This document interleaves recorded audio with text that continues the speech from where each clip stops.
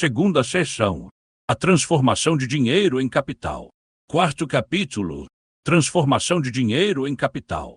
1. A fórmula universal do capital. A circulação de mercadorias é o ponto de partida do capital. A produção de mercadorias e a circulação desenvolvida de mercadorias, o comércio, constituem os pressupostos históricos em que aquele surge. Comércio mundial e mercado mundial abrem no século XVI a moderna biografia do capital. Se abstrairmos do conteúdo material da circulação de mercadorias, da troca dos diversos valores de uso e considerarmos apenas as formas econômicas que este processo gera, encontraremos então como seu último produto o dinheiro. Este último produto da circulação de mercadorias é a primeira forma fenomênica do capital. Historicamente, o capital contrapõe-se à propriedade fundiária por toda a parte e em primeiro lugar, sob a forma de dinheiro, como fortuna em dinheiro, capital mercantil e capital usurário. Contudo, não é necessário voltarmos atrás à gênese do capital para reconhecermos o dinheiro como a sua primeira forma fenomênica. A mesma história desenrola-se diariamente diante dos nossos olhos.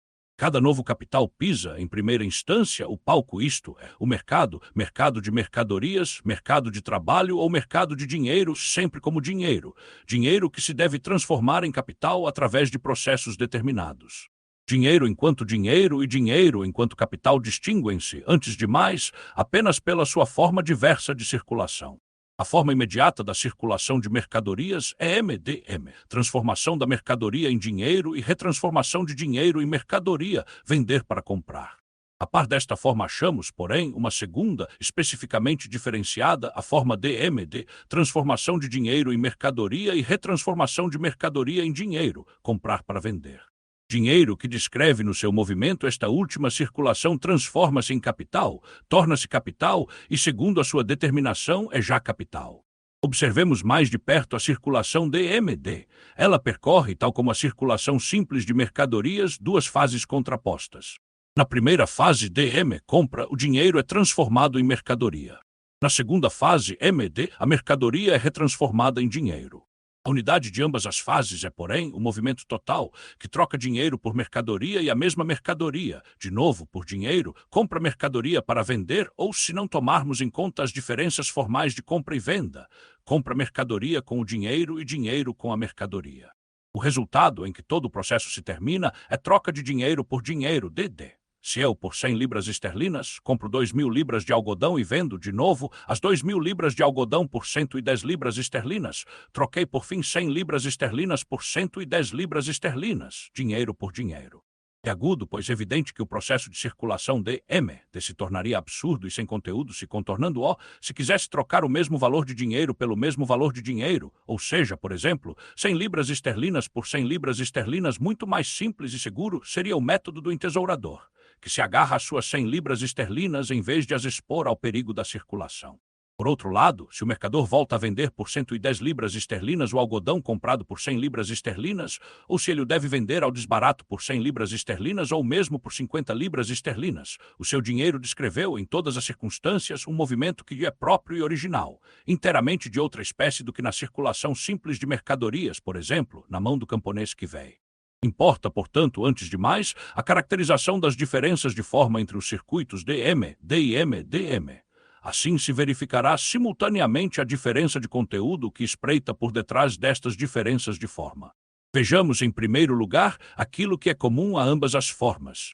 Ambos os circuitos se decompõem nas mesmas duas fases contrapostas, MD venda e DM compra.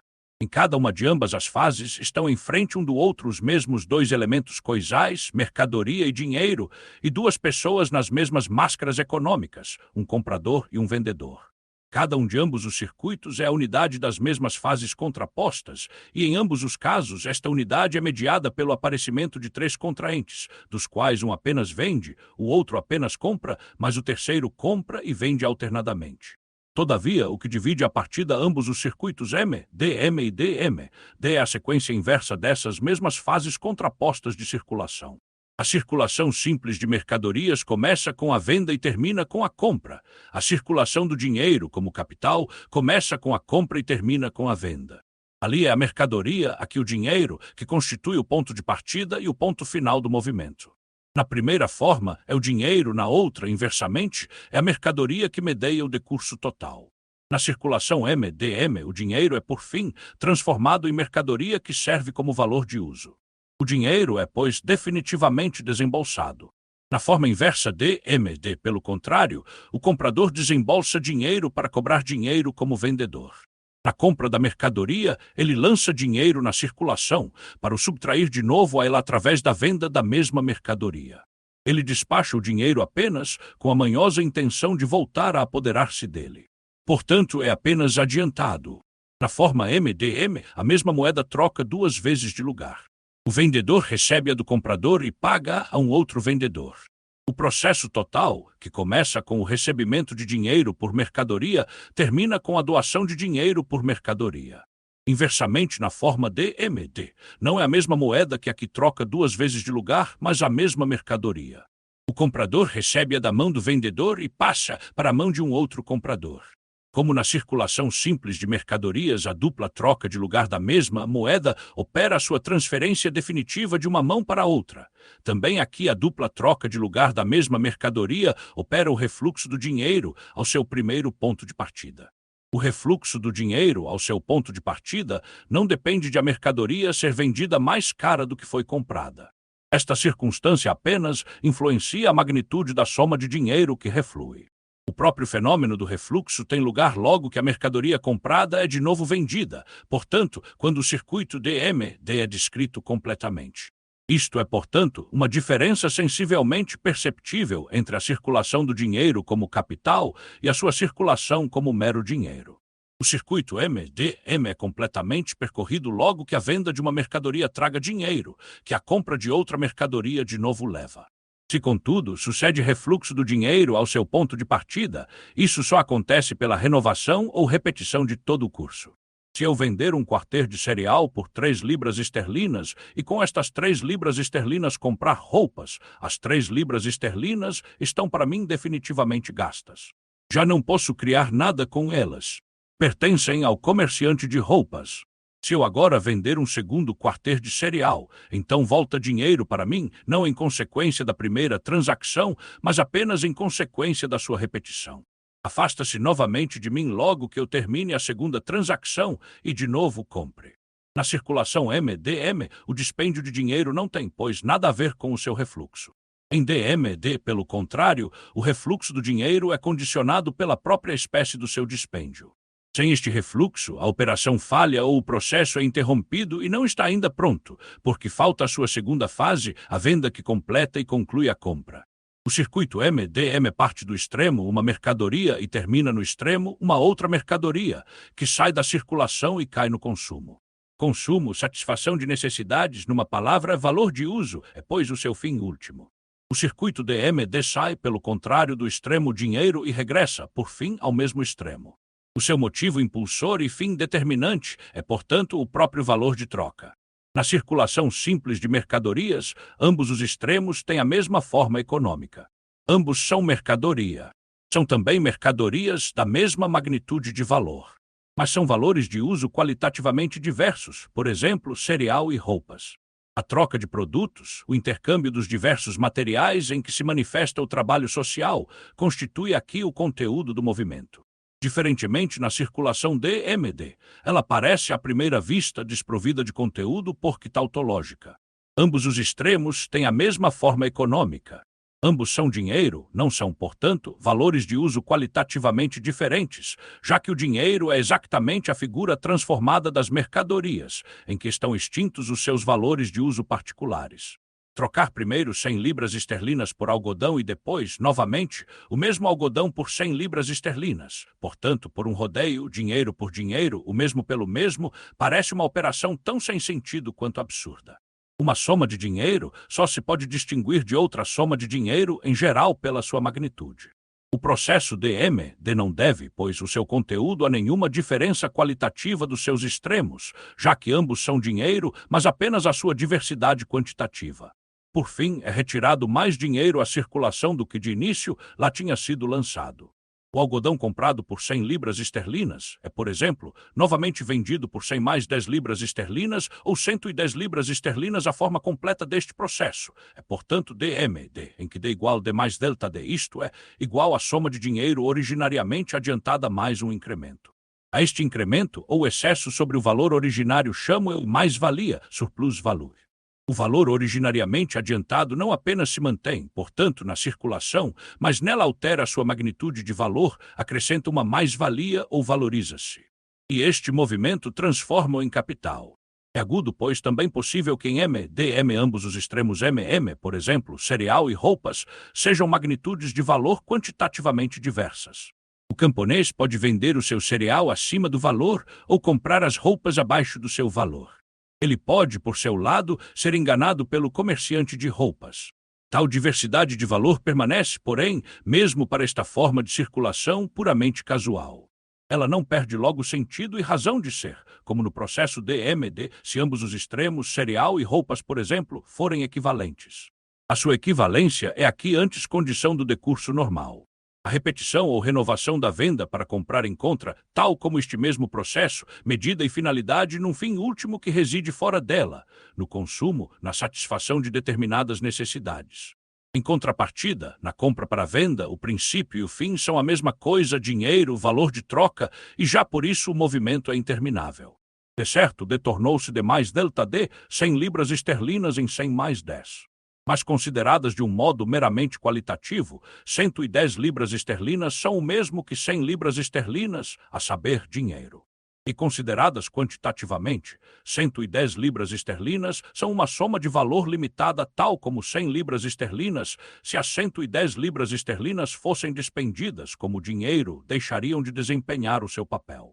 Deixavam de ser capital. Retiradas da circulação, petrificam-se em tesouro e nenhum fartim se lhes acrescenta se elas lá continuarem armazenadas até ao dia do juízo. Uma vez que se trata de valorização do valor, permanece a mesma necessidade para a valorização de 110 libras esterlinas como para de 100 libras esterlinas, já que ambas são expressões limitadas do valor de troca. Ambas têm, portanto, a mesma missão de se aproximarem da riqueza pura e simplesmente por extensão de magnitude. De certo, o valor originariamente adiantado, 100 libras esterlinas, distingue-se por um instante da mais-valia de 10 libras esterlinas que dia é acrescentada na circulação, mas esta diferença logo de novo se desvanece. No fim do processo, não resulta, por um lado, o valor original de 100 libras esterlinas, e, por outro lado, a mais-valia de 10 libras esterlinas. O que resulta é um valor de 110 libras esterlinas, que se acha totalmente na mesma forma adequada a começar o processo de valorização do que as 100 libras esterlinas originárias. No fim do movimento, aparece de novo o dinheiro como seu começo. O fim de cada circuito singular, em que se completa a compra para a venda, constitui assim por si mesmo o início de um novo circuito. A circulação simples de mercadorias, a venda para compras serve de meio para um fim último que se encontra fora da circulação, a apropriação de valores de uso, a satisfação de necessidades. A circulação do dinheiro como capital é, pelo contrário, fim em si mesma, já que a valorização do valor só existe dentro deste movimento sempre renovado. O movimento do capital é, portanto, sem medida. Como portador consciente deste movimento, o possuidor de dinheiro torna-se capitalista. A sua pessoa, ou antes a sua algibeira, é o ponto de partida e o ponto de chegada do dinheiro. O conteúdo objetivo daquela circulação, a valorização do valor, é o seu fim subjetivo e apenas, na medida em que a crescente apropriação da riqueza abstracta é o único motivo propulsor das suas operações, ele funciona como capitalista ou como capital personificado, dotado de vontade e consciência.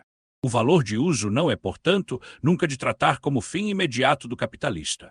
E também não o ganho singular, mas apenas o movimento incansável do ganhar.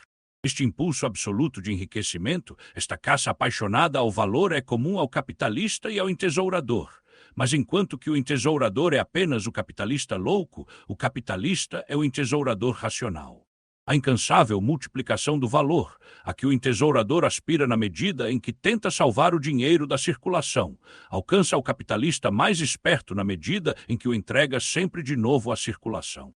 As formas autônomas, as formas dinheiro, que o valor das mercadorias toma na circulação simples, medeiam apenas a troca de mercadorias e desaparecem no resultado final do movimento. Na circulação D, pelo contrário, funcionam ambos, mercadoria e dinheiro, apenas como modos diversos de existência do próprio valor, sendo o dinheiro o seu modo de existência universal, a mercadoria o seu modo de existência particular, por assim dizer, apenas disfarçado. O valor transita constantemente de uma forma para outra, sem se perder neste movimento, e transforma-se assim num sujeito automático. Se fixarmos as formas fenomênicas particulares que o valor que se valoriza assume alternadamente no circuito da sua vida, obteremos as declarações: capital é dinheiro, capital é mercadoria. De facto, porém, o valor torna-se aqui o sujeito de um processo em que ele, com a constante troca das formas de dinheiro e mercadoria, modifica a sua própria magnitude. Enquanto mais-valia afasta-se de si mesmo como valor originário, valoriza-se a si mesmo. Pois o movimento em que ele agrega mais-valia é seu movimento próprio, e a sua valorização, portanto, autovalorização. Ele adquiriu a qualidade oculta de pôr valor porque ele é valor. Ele dá à luz crias vivas ou, no mínimo, põe ovos de ouro. Enquanto sujeito dominador, o Bergreifende subject de um tal processo, em que ora se desfaz da forma dinheiro e da forma mercadoria, e nesta troca se conserva e se expande, o valor precisa sobretudo de uma forma autônoma, pela qual a sua identidade consigo próprio seja constatada. E ele possui esta forma apenas no dinheiro. Isto constitui, portanto, o ponto de partida e o ponto final de qualquer processo de valorização. Ele era 100 libras esterlinas, é agora 110 libras esterlinas, etc. Mas o próprio dinheiro vale aqui apenas como uma forma do valor, pois ele tem duas. Sem tomar a forma mercadoria, o dinheiro não se torna capital. O dinheiro não aparece, portanto, aqui polemicamente face à mercadoria, como no entesouramento.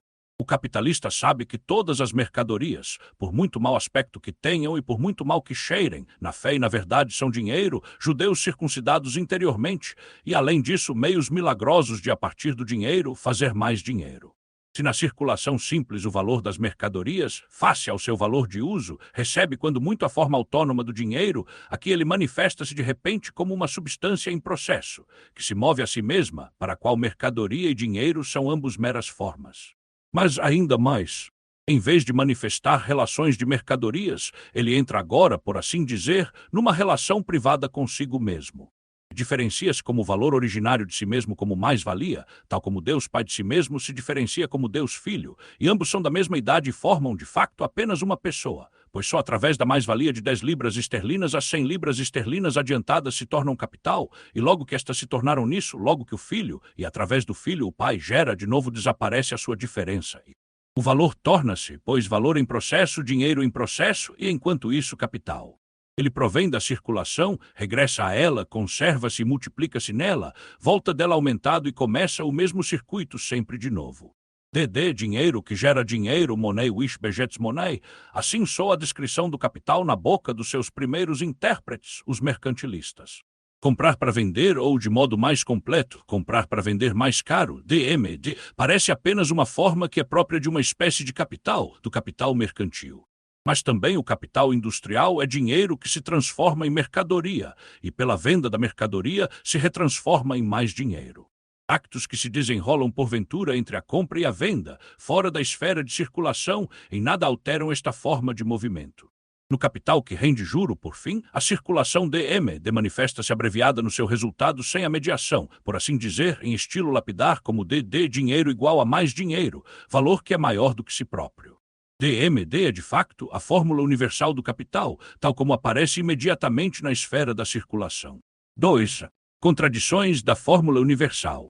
A forma de circulação, na qual o dinheiro sai do casulo como capital, contradiz todas as leis anteriormente desenvolvidas sobre a natureza da mercadoria, do valor, do dinheiro e da própria circulação. O que a distingue da circulação simples de mercadorias é a sequência inversa dos mesmos dois processos contrapostos, venda e compra. E como haveria tal diferença puramente formal de transformar por magia a natureza destes processos?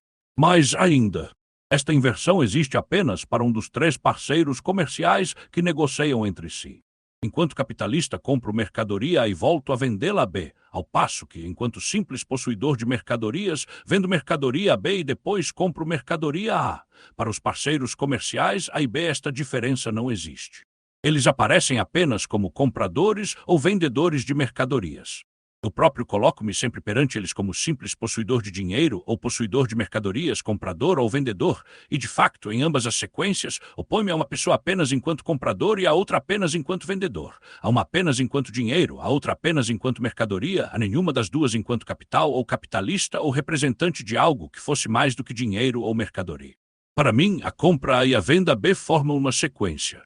Mas a conexão entre estes dois actos existe apenas para mim.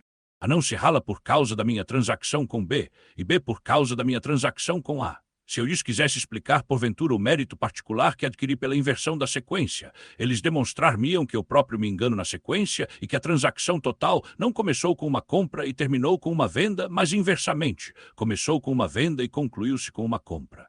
De facto, o meu primeiro acto, a compra, era do ponto de vista de A uma venda e o meu segundo acto, a venda, era do ponto de vista de B uma compra. Não contentes com isso, A e B explicarão que toda a sequência era supérflua e um troque. A venderá a mercadoria diretamente a B e B comprá-la diretamente a A. Assim, toda a transação se reduz a um acto unilateral da circulação habitual de mercadorias, do ponto de vista de A uma mera venda e do ponto de vista de B uma mera compra. Pela inversão da sequência, nem por isso saímos da esfera da circulação simples de mercadorias e temos, sim, de ver se ela consente, por sua natureza, uma valorização dos valores que nela entram e, portanto, a formação de mais-valia. Tomemos o processo de circulação numa forma em que ele se manifesta como mera troca de mercadorias. Este é sempre o caso quando ambos os possuidores de mercadorias compram mercadorias um ao outro e o balanço das suas exigências mútuas de dinheiro se iguala no dia de pagamento. O dinheiro serve aqui de dinheiro de conta para exprimir os valores das mercadorias nos seus preços, mas não se contrapõe como coisa às próprias mercadorias. Na medida em que se trata do valor de uso, é claro que ambos os permutadores podem ganhar. Ambos alienam mercadorias, que lhes são inúteis como valor de uso, e recebem mercadorias de que necessitam para uso. E este pode não ser o único proveito.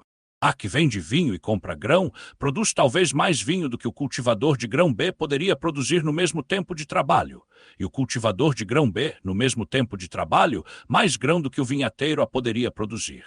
A recebe, pois, pelo mesmo valor de troca mais grão e B mais vinho do que se cada um dos dois, sem troca, tivesse que produzir vinho e grão para si mesmo.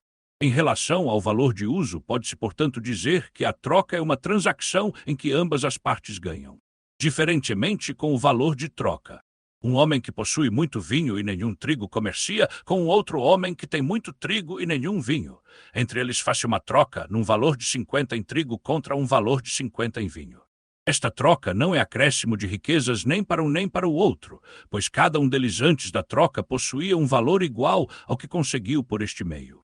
Nada altera a questão se o dinheiro, como meio de circulação, se interpõe entre as mercadorias e os actos de compra e venda se desmoronam sensivelmente. O valor das mercadorias está exposto nos seus preços, antes de elas entrarem na circulação, é agudo, portanto, pressuposto e não resultado da mesma.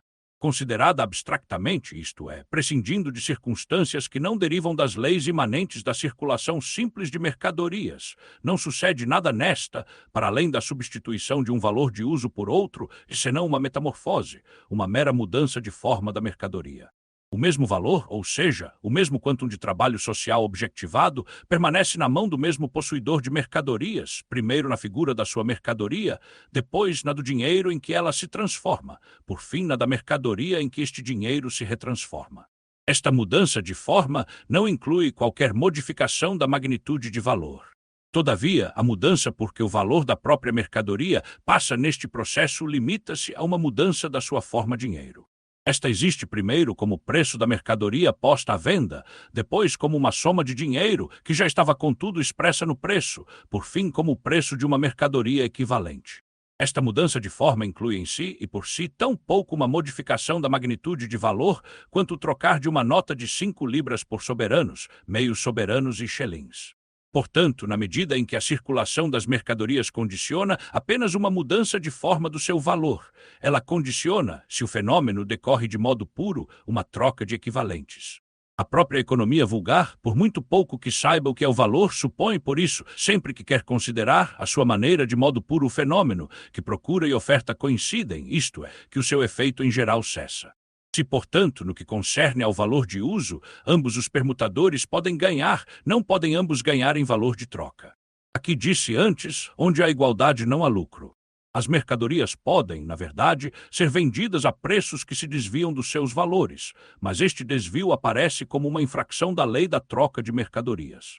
Na sua figura pura, ela é uma troca de equivalentes, portanto não um meio de enriquecer em valor. Por detrás das tentativas de apresentar a circulação de mercadorias como fonte de mais-valia espreita a maior parte das vezes um quiproquó, uma confusão entre valor de uso e valor de troca. Assim, por exemplo, em Condillac, é falso que nas trocas se dê valor igual por valor igual.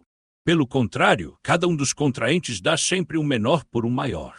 Com efeito, se trocasse sempre valor igual por valor igual, não haveria ganho a realizar para nenhum dos contraentes. Ora, ambos o realizam ou deveriam realizá-lo. Por quê? E que não tendo as coisas senão um valor relativo às nossas necessidades, aquilo que é mais para um é menos para o outro e reciprocamente. Não são as coisas necessárias ao nosso consumo que é suposto pormos à venda. Queremos fornecer uma coisa que nos é inútil para obtermos uma que nos é necessária. Foi natural julgar-se que nas trocas se dava valor igual por valor igual de todas as vezes que as coisas que se trocavam eram estimadas iguais em valor, cada uma delas a uma mesma quantidade de dinheiro. Há ainda uma consideração que deve entrar no cálculo, saber se ambos trocamos um sobreabundante por uma coisa necessária. Vê-se como Condillac não apenas mistura valor de uso e valor de troca, mas de modo verdadeiramente pueril, imputa a uma sociedade com produção desenvolvida de mercadorias um estado em que o produtor produz os seus próprios meios de subsistência e só põe em circulação o excesso acima da própria necessidade, o supérfluo.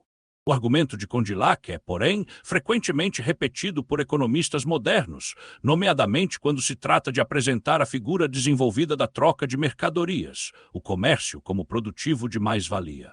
O comércio, disse, por exemplo, acrescenta valor aos produtos, dado que os mesmos produtos valem mais nas mãos dos consumidores do que nas mãos dos produtores, e pode ser strictly, considerado um acto de produção. Mas as mercadorias não se pagam a dobrar, uma vez o seu valor de uso e outra vez o seu valor.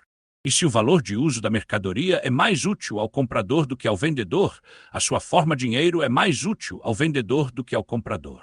De outro modo, ele vendê-la-ia. E assim poderia muito bem dizer-se que o comprador cumpre literalmente, strictly, um acto de produção, ao transformar, por exemplo, as meias do comerciante em dinheiro. Se mercadorias ou mercadorias e dinheiro do mesmo valor de troca, portanto equivalentes, são trocados, é manifesto que ninguém retira mais valor da circulação do que o que nela lança. Portanto, não tem lugar qualquer formação de mais-valia. Porém, na sua forma pura, o processo de circulação das mercadorias implica a troca de equivalentes. Contudo, as coisas não se passam na realidade de modo puro. Suponhamos, pois, a troca de não equivalentes. De qualquer modo, no mercado de mercadorias, estão apenas possuidor de mercadorias perante possuidor de mercadorias, e o poder que estas pessoas exercem uma sobre a outra é apenas o poder das suas mercadorias. A diversidade material das mercadorias é o motivo material da troca e torna os possuidores de mercadorias reciprocamente dependentes um do outro, na medida em que nenhum deles detém na sua mão o objeto da sua própria necessidade e cada um deles detém na sua mão o objeto da necessidade do outro. Fora esta diversidade material dos seus valores de uso, existe ainda uma diferença entre as mercadorias, a diferença entre a sua forma natural e a sua forma transformada entre mercadoria e dinheiro. E assim os possuidores de mercadorias distinguem-se apenas enquanto vendedores, possuidores de mercadoria, e enquanto compradores, possuidores de dinheiro. Admitamos agora que, por um inexplicável privilégio, é dado ao vendedor vender a mercadoria acima do seu valor, por 110 se ela vale 100, portanto com um aumento nominal de preço de 10%. O vendedor mete em caixa, pois, uma mais-valia de 10. Mas depois de ser vendedor, torna-se comprador.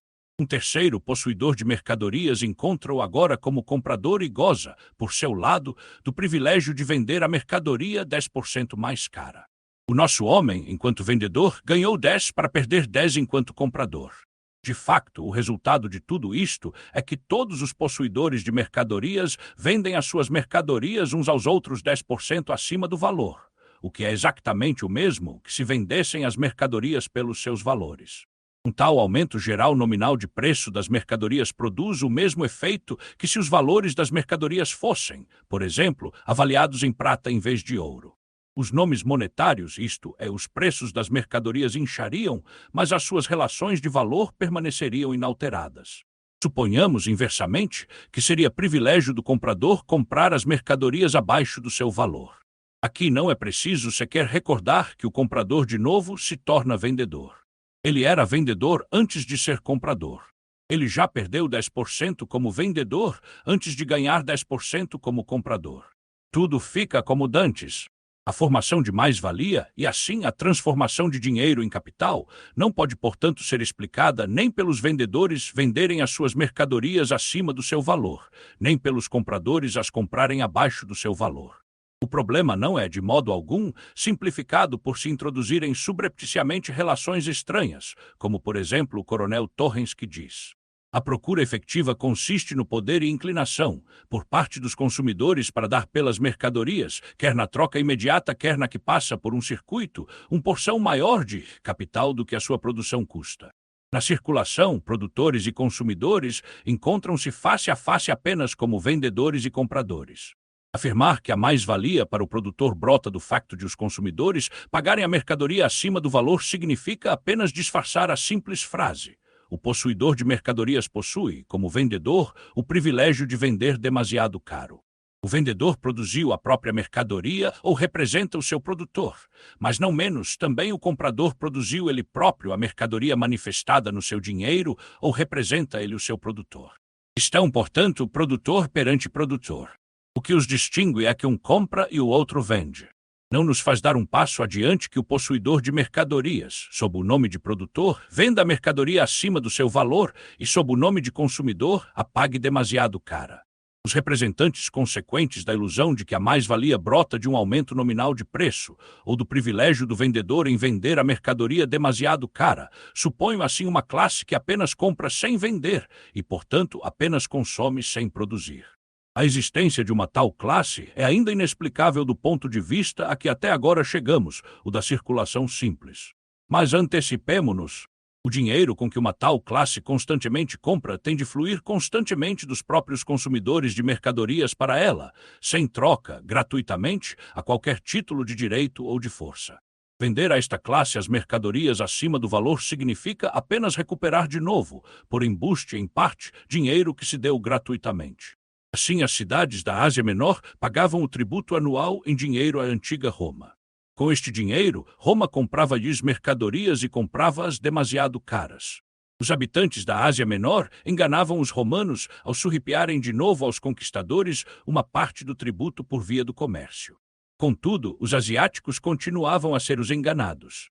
As suas mercadorias eram-lhes pagas, tal como dantes, com o seu próprio dinheiro. Este não é um método de enriquecimento ou de formação de mais-valia. Conservemo-nos, portanto, dentro dos limites da troca de mercadorias, onde os vendedores são compradores e os compradores vendedores. A nossa perplexidade provém talvez de termos concebido as pessoas apenas como categorias personificadas, e não individualmente. O possuidor de mercadorias pode ser tão manhoso a ponto de intrujar os seus colegas B ou C, enquanto estes, apesar da maior boa vontade, lhe ficam a dever vingança. A vende vinho a B no valor de 40 libras esterlinas e obtém, na troca, grão no valor de 50 libras esterlinas, a transformou as suas 40 libras esterlinas em 50 libras esterlinas, fez mais dinheiro de menos dinheiro e transformou a sua mercadoria em capital. Observemos mais de perto. Antes da troca tínhamos, por 40 libras esterlinas, vinho na mão de A e, por 50 libras esterlinas, grão na mão de B, valor total de 90 libras esterlinas. Depois da troca temos o mesmo valor total de 90 libras esterlinas. O valor circulante não aumentou um só átomo, mas a sua repartição entre A e B modificou-se. Por um lado, aparece como mais-valia o que por outro é menos-valia. Por um lado, aparece como mais o que por outro aparece como menos. A mesma mudança se teria verificado se A, sem a forma dissimulante da troca, tivesse roubado diretamente a B 10 libras esterlinas. A soma dos valores circulantes não pode manifestamente ser aumentada por qualquer mudança na sua repartição. Tão pouco quanto um judeu aumenta a massa dos metais nobres num país ao vender um fartim do tempo da rainha Ana por um guinéu. A totalidade da classe dos capitalistas de um país não pode prejudicar-se a si mesma. Podemos, pois, darmos as voltas que quisermos que a soma total permanece a mesma. Se se trocam equivalentes, não resulta mais-valia alguma, e se trocam não equivalentes, também não resulta qualquer mais-valia. A circulação ou a troca de mercadorias não cria qualquer valor. Assim se entende porque, na nossa análise da forma fundamental do capital, da forma em que ele determina a organização econômica da sociedade moderna, as suas figuras populares e, por assim dizer, antediluvianas, capital comercial e capital usurário, permanecem por agora totalmente desconsideradas. No capital comercial, propriamente dito, a forma DM de comprar para vender mais caro aparece do modo mais puro.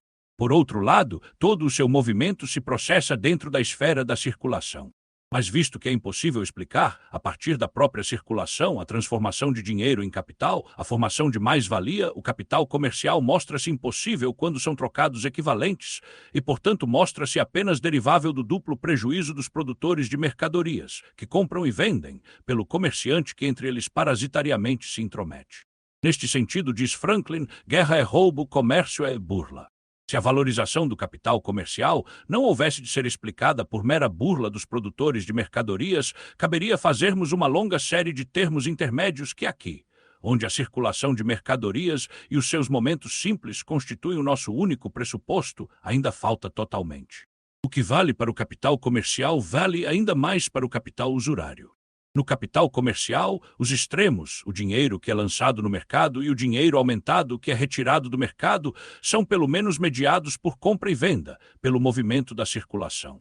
No capital usurário, a forma DM, D abreviada para os extremos imediados de dinheiro que se troca por mais dinheiro, uma forma que contradiz a natureza do dinheiro e, portanto, inexplicável do ponto de vista da troca de mercadorias.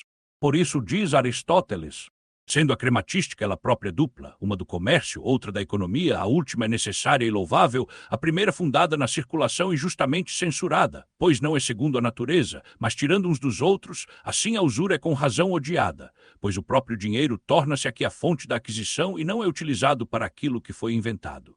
Pois ele surgiu para a troca das mercadorias, mas o juro faz do dinheiro mais dinheiro.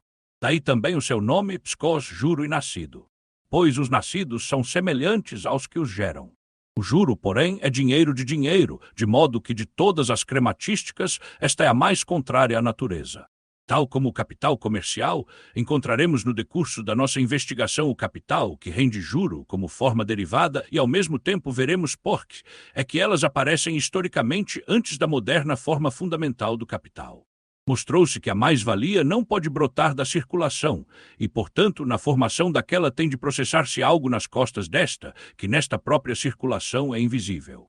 Pode, porém, a mais-valia brotar de qualquer outro lado senão da circulação. A circulação é a soma de todas as relações de intercâmbio dos possuidores de mercadorias. Fora desta, o possuidor de mercadorias está apenas em relação com a sua própria mercadoria. No que concerne ao seu valor, a relação limita-se a que ela contém um quantum do seu próprio trabalho, medido segundo determinadas leis sociais. Este quantum de trabalho exprime-se na magnitude de valor da sua mercadoria e, dado que a magnitude de valor se manifesta em dinheiro de conta, num preço de, por exemplo, 10 libras esterlinas, mas o seu trabalho não se manifesta no valor da mercadoria e num excesso acima do próprio valor desta, não num preço de 10 que é ao mesmo tempo o preço de 11, não num valor que é maior do que si mesmo. O possuidor de mercadorias pode, pelo seu trabalho, constituir valores, mas não valores que se valorizam a si mesmos. Ele pode elevar o valor de uma mercadoria, acrescentando a um valor dado um novo valor por meio de novo trabalho, por exemplo, fazendo botas a partir do cabedal. A mesma matéria tem agora mais valor, pois contém um quantum de trabalho também maior. A bota tem, portanto, mais valor do que o cabedal, mas o valor do cabedal ficou aquilo que era. Não se valorizou, nem acrescentou uma mais-valia durante o fabrico das botas. É agudo, pois, impossível que o produtor de mercadorias valorize valor e, desse modo, transforme dinheiro ou mercadoria em capital, fora da esfera da circulação, sem entrar em contato com outros possuidores de mercadorias. O capital não pode, portanto, brotar da circulação e tampouco pode não brotar da circulação. Tem simultaneamente que brotar nela e não nela. Verificou-se, pois, um duplo resultado. A transformação do dinheiro em capital é de desenvolver na base de leis imanentes a troca de mercadorias, de modo que a troca de equivalentes sirva de ponto de partida. O nosso possuidor de dinheiro, presente só ainda como lagarta de capitalista, tem de comprar as mercadorias pelo seu valor, vendê-las pelo seu valor e, todavia, no fim do processo, retirar mais valor do que lá lançara. O seu desabrochar em borboleta tem de processar-se na esfera da circulação e de não se processar na esfera da circulação. São estas as condições do problema. Icroduz exalta. 3. Compra e venda da força de trabalho. A modificação de valor do dinheiro, que se deve transformar em capital, não pode processar-se neste mesmo dinheiro, pois, como meio de compra e como meio de pagamento, ele realiza apenas o preço da mercadoria, que ele compra ou paga, enquanto que, permanecendo na sua forma própria, enrijece em petrificação de magnitude de valor que permanece igual. Tampouco pode a modificação brotar do segundo acto de circulação, da revenda da mercadoria, pois este acto transforma a mercadoria meramente da forma natural outra vez em forma dinheiro. A modificação teve, portanto, de dar-se com a mercadoria que é comprada no primeiro acto de M, mas não com o seu valor, pois, sendo trocados equivalentes, a mercadoria é paga pelo seu valor. Portanto, a modificação só pode brotar do seu valor de uso como tal, isto é, do seu consumo. Para extrair valor do consumo de uma mercadoria, o nosso possuidor de dinheiro teria de ser tão feliz a ponto de descobrir, dentro da esfera de circulação no mercado, uma mercadoria cujo próprio valor de uso possuísse a qualidade própria de ser fonte de valor, cujo consumo real fosse, portanto, ele mesmo objetivação de trabalho e, desse modo, criação de valor. E o possuidor de dinheiro depara-se no mercado com uma tal mercadoria específica, a faculdade de trabalho ou a força de trabalho. Por força de trabalho ou faculdade de trabalho entendemos o complexo das capacidades físicas e espirituais que existem na corporalidade, na personalidade viva de um ser humano, e que ele põe em movimento sempre que produz valores de uso de qualquer espécie. Diversas condições têm, porém, de ser preenchidas para que o possuidor de dinheiro se depare com a força de trabalho, como mercadoria no mercado. A troca de mercadorias não inclui, em si por si, quaisquer outras relações de dependência para além das que brotam da sua natureza própria. Neste pressuposto, a força de trabalho, como mercadoria, só pode aparecer no mercado na medida em que, porque é posta à venda ou vendida como mercadoria pelo seu próprio possuidor, a pessoa de quem ela é força de trabalho. Para que o seu possuidor a venda como mercadoria, tem de poder dispor dela, ser, portanto, proprietário livre da sua faculdade de trabalho, da sua pessoa. Ele e o possuidor de dinheiro encontram-se no mercado e enfrentam-se um com o outro como possuidores de mercadorias de igual condição, só distinguíveis por um ser comprador, o outro, vendedor, ambos, pois, juridicamente pessoas iguais. A persistência desta relação requer que o proprietário da força de trabalho a venda sempre e apenas por tempo determinado, pois se a vende por grosso, de uma vez por todas, ele vende-se a si mesmo, transforma-se de homem livre em escravo, de possuidor de mercadorias numa mercadoria. Ele, enquanto pessoa, tem de se comportar constantemente para com a sua força de trabalho como para com propriedade sua e, assim, para como com mercadoria sua própria. E só o pode fazer na medida em que a põe à disposição do comprador e entrega ao consumo sempre e apenas de modo passageiro, por um determinado prazo de tempo e, portanto, através da sua alienação, não prescinde da sua propriedade sobre ela. A segunda condição essencial para que o possuidor de dinheiro se depare com a força de trabalho no mercado como mercadoria é que o seu possuidor, em vez de poder vender mercadorias em que o seu trabalho se objectivou, tem antes de pôr à venda a sua própria força de trabalho como mercadoria, a qual só existe na sua corporalidade viva. Para alguém vender mercadorias diferentes da sua força de trabalho, terá naturalmente de possuir meios de produção, por exemplo, matérias-primas, instrumentos de trabalho, etc. Não poderá fazer botas sem cabedal. Precisará, além disso, de meios de vida. Ninguém, nem mesmo um músico do futuro, adenda, pode viver de produtos do futuro, portanto também não de valores de uso cuja produção ainda se não encontra pronta, e tal como no primeiro dia do seu aparecimento no palco terrestre, o homem tem ainda de consumir cada dia antes e enquanto produz. Se os produtos forem produzidos como mercadorias, terão então de ser vendidos depois de serem produzidos e só depois da venda poderão satisfazer as necessidades do produtor. Ao tempo de produção acrescenta-se o tempo preciso para a venda. Portanto, para a transformação do dinheiro em capital, o possuidor de dinheiro tem de encontrar o operário livre no mercado das mercadorias. Livre no duplo sentido de que ele, como pessoa livre, dispõe da sua força de trabalho como mercadoria sua e de que, por outro lado, não tem outras mercadorias para vender, está isento e disponível, livre de todas as coisas precisas para a realização da sua força de trabalho. A questão de por que é que este trabalhador livre se contrapõe na esfera da circulação não interessa ao possuidor de dinheiro, que se depara com o mercado de trabalho como uma repartição particular do mercado de mercadorias. E por enquanto ela tão pouco nos interessa. Nós atemo-nos ao facto teoreticamente, tal como o possuidor de dinheiro praticamente. Uma coisa, porém, é clara.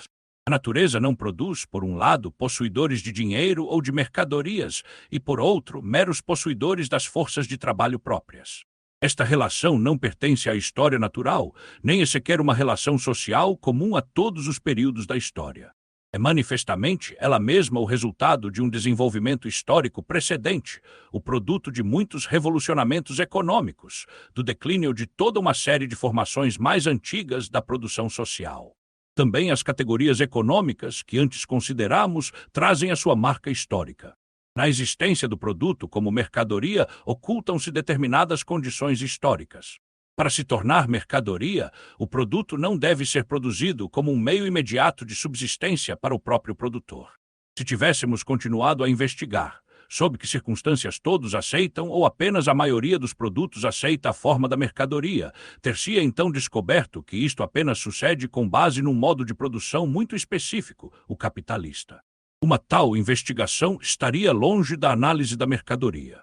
Produção de mercadorias e circulação de mercadorias podem ter lugar mesmo que a massa de produtos mais preponderante, imediatamente dirigida às necessidades próprias, não se transforme em mercadoria e, portanto, o processo de produção social não esteja ainda por muito tempo dominado pelo valor de troca em toda a sua extensão e profundidade.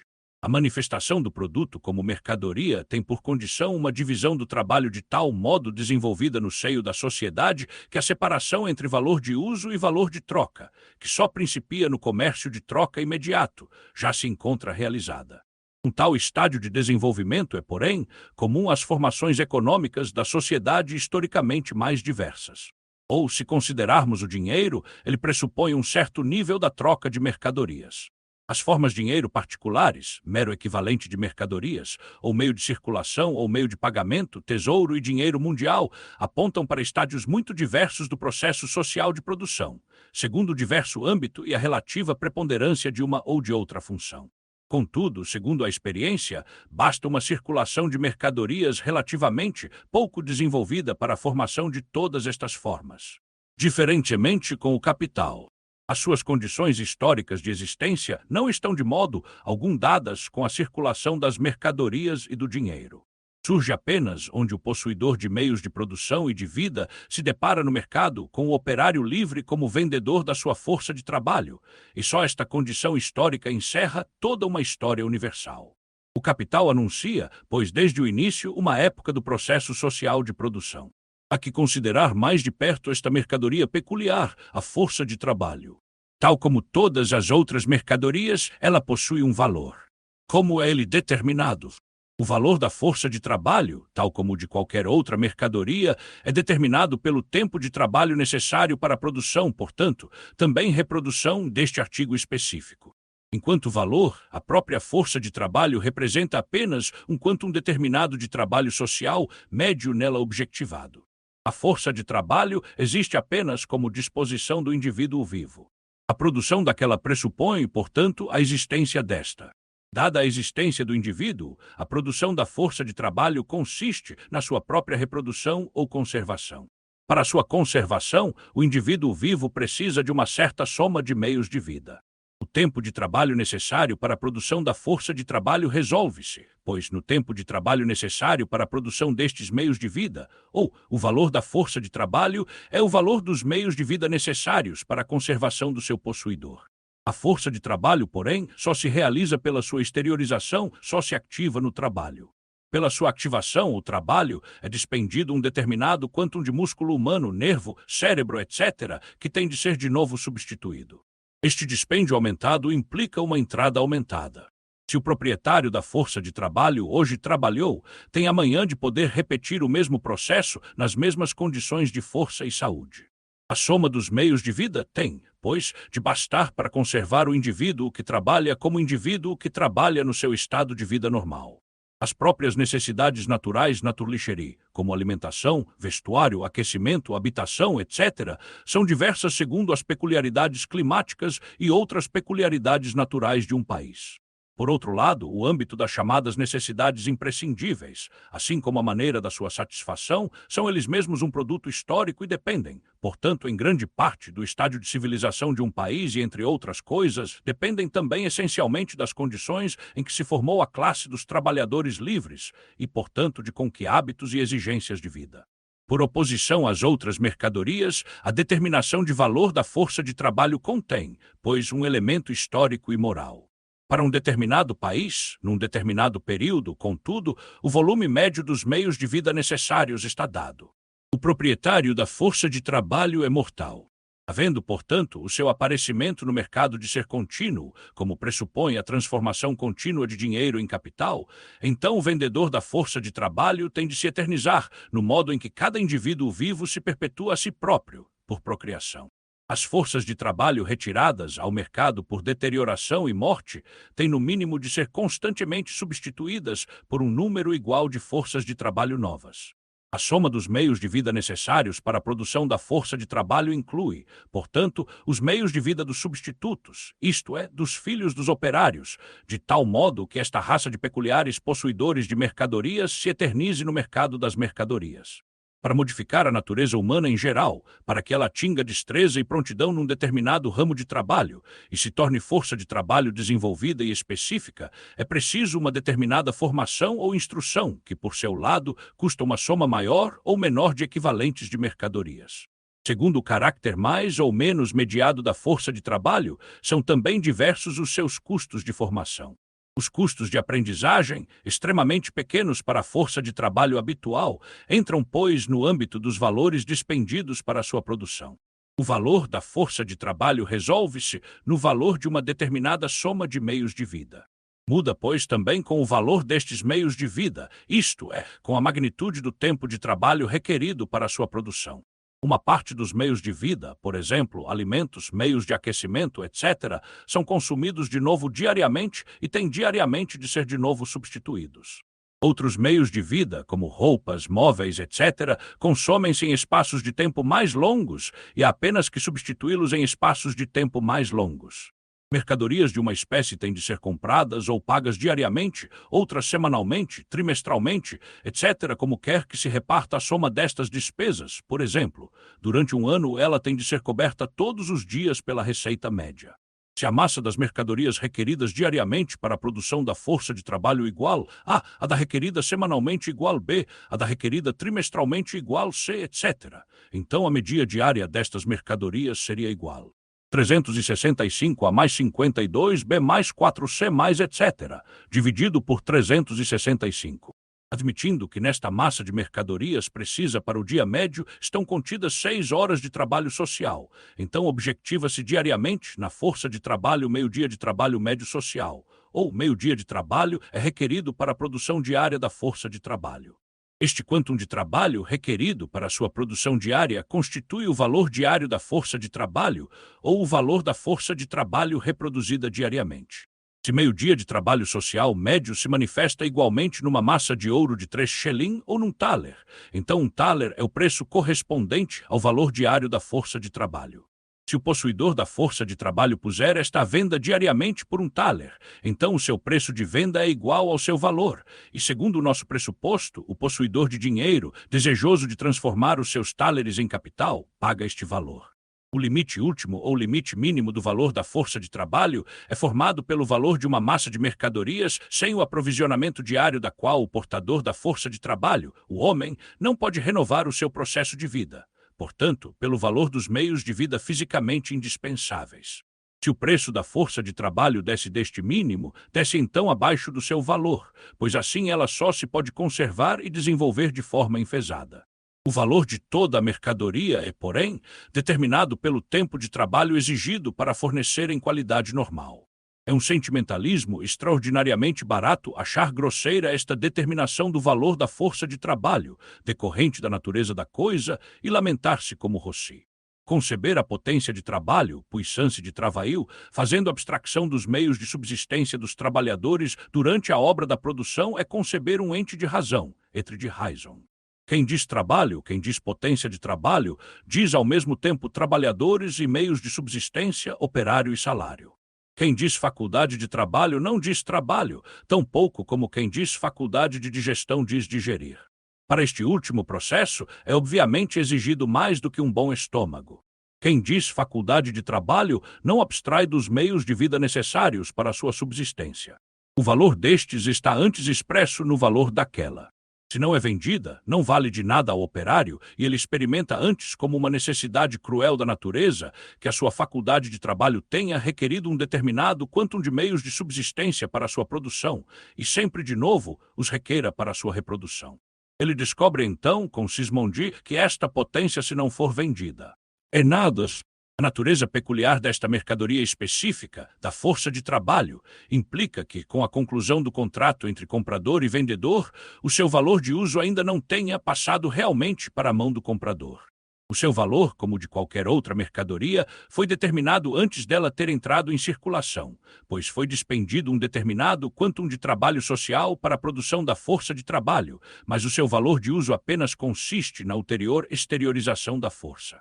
A alienação da força e a sua exteriorização real, isto é, a sua existência como valor de uso, diferem, pois, no tempo. Porém, no caso daquelas mercadorias em que a alienação formal do valor de uso pela venda e a sua entrega real ao comprador diferem no tempo, o dinheiro do comprador funciona a maior parte das vezes como meio de pagamento. Em todos os países de modo de produção capitalista, a força de trabalho só é paga depois de ter funcionado já durante o prazo fixado no contrato de compra, por exemplo, no fim de cada semana. Em toda parte, pois, o operário adianta ao capitalista o valor de uso da força de trabalho. Ele permite que ela seja consumida pelo comprador antes de receber como pagamento o seu preço. Em toda parte, portanto, o trabalhador concede crédito ao capitalista. Que este conceder de crédito não é uma presunção vã mostra não só a perda ocasional por falência do capitalista do salário concedido em crédito, mas também uma série de efeitos mais duráveis. Entretanto, quer o dinheiro funcione como meio de compra ou como meio de pagamento, nada se modifica na natureza da própria troca de mercadorias. O preço da força de trabalho está fixado contratualmente, mesmo que só mais tarde venha a ser realizado, tal como o preço de aluguer de uma casa. A força de trabalho está vendida, mesmo que só mais tarde venha a ser paga. Para a pura apreensão desta relação, é, contudo, útil pressupor por agora que o possuidor da força de trabalho recebe, de cada vez com a sua venda imediatamente, também o preço estipulado contratualmente. Conhecemos agora o modo da determinação do valor que é pago ao possuidor desta mercadoria peculiar, da força de trabalho, pelo possuidor de dinheiro. O valor de uso que este último, por seu lado, recebe na troca apenas se mostra no consumo real, no processo de consumo da força de trabalho. Todas as coisas precisas para este processo, tal como matérias-primas, etc., compra-as o possuidor de dinheiro no mercado de mercadorias e paga-as a preço inteiro. O processo de consumo da força de trabalho é simultaneamente o processo de produção de mercadoria e de mais-valia. O consumo da força de trabalho, tal como o consumo de qualquer outra mercadoria, realiza-se fora do mercado ou da esfera de circulação. Deixamos, pois, esta esfera ruidosa que mora à superfície e é acessível a todos os olhos, juntamente com o possuidor de dinheiro e o possuidor da força de trabalho, para seguir a ambos até ao lugar oculto da produção, em cuja entrada se pode ler, no admittance exception business. Aqui mostrar-se-á não apenas como o capital produz, mas também como se produz ele próprio o capital. O segredo da negociata plus macherei tem de ser finalmente revelado. A esfera da circulação ou da troca de mercadorias, dentro de cujos limites se move a compra e venda da força de trabalho, era de facto um verdadeiro Éden dos direitos humanos inatos. O que aí impera somente é liberdade, igualdade, propriedade e bênção. Liberdade, pois o comprador e o vendedor de uma mercadoria, por exemplo, da força de trabalho, são apenas determinados pelo seu livre-arbítrio. Eles fazem contrato enquanto pessoas livres, juridicamente de igual condição. O contrato é o resultado final pelo qual as suas vontades dão uma outra sua expressão jurídica comum. Igualdades, pois eles apenas se relacionam entre si como possuidores de mercadorias e trocam equivalente por equivalente.